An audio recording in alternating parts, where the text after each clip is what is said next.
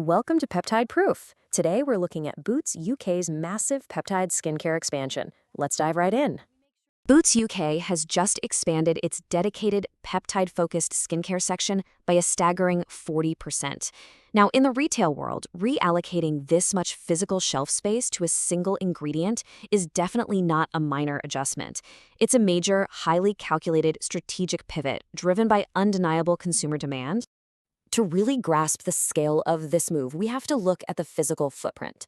This rollout is hitting 600 stores across the UK. They're bringing in 12 completely new brands and adding 45 new individual product SKUs to their inventory. This is a nationwide shift that fundamentally changes how skincare is presented on the high street. So, what does this aggressive expansion actually tell us? It proves that peptides have officially crossed the chasm. They aren't just some niche ingredient reserved for dermatology clinics or ultra-premium boutiques anymore. For the everyday consumer, peptides have absolutely cemented their status as an accessible, mass-market staple. Let's take a look inside the new Peptide Plus aisle and see how they are actually organizing all this science. Notice the incredibly sophisticated merchandising strategy here. Boots isn't just grouping these products by brand name like a traditional aisle. Instead, the shelves are scientifically organized by specific peptide functions. You've got distinct sections for signal peptides like matrix cell, carrier peptides like GHK-Cu, and neurotransmitter-inhibiting peptides like argyroline. This layout assumes they're dealing with a highly educated shopper who knows exactly what biological function their skin needs. Of course, organizing by complex science requires some serious support. Boots is backing up this new layout with robust in-store education. The shelf labels now feature QR codes that link straight to ingredient explainers, perfect for shoppers who want to pull up the data on their phones. On top of that, they've freshly trained 2,000 beauty advisors purely on the basics of peptide science to help guide consumers through this space. Moving on to the commercial playbook, let's look at their two-track retail strategy, essential versus science. To capture the entire market, Boots has rolled out a very clever dual-tracked pricing model.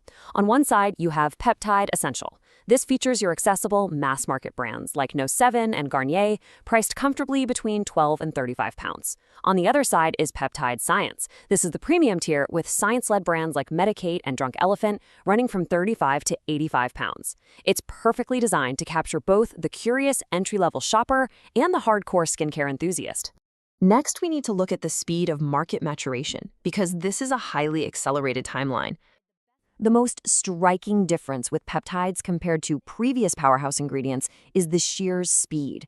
Think about vitamin C. It took roughly 8 years to fully transition from premium to mass market. Retinol took about 7 years. Peptides, they're tracking at a hyper-fast 4 to 5 years. They've effectively conquered the market in nearly half the time.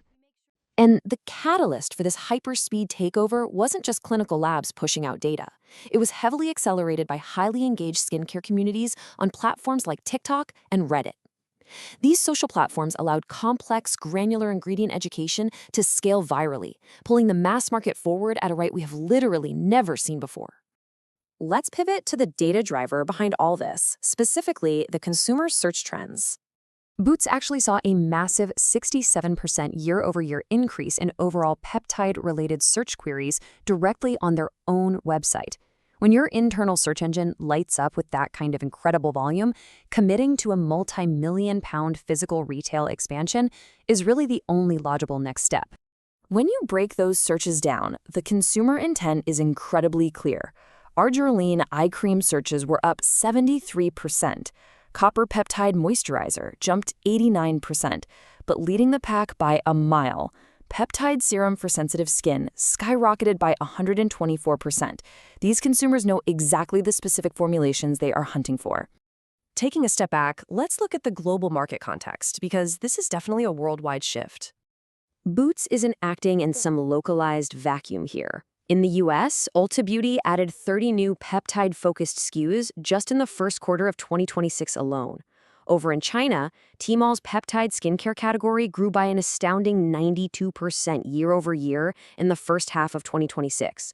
So we are looking at a synchronized global retail movement. And when we project the financial impact of this macro trend, the numbers are huge. The global peptide skincare market is projected to hit $9.2 billion by 2028. That represents a very healthy compound annual growth rate of 11.3%.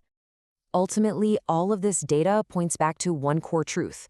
Consumers are increasingly choosing peptides as an anti-aging alternative when they simply cannot tolerate retinoids.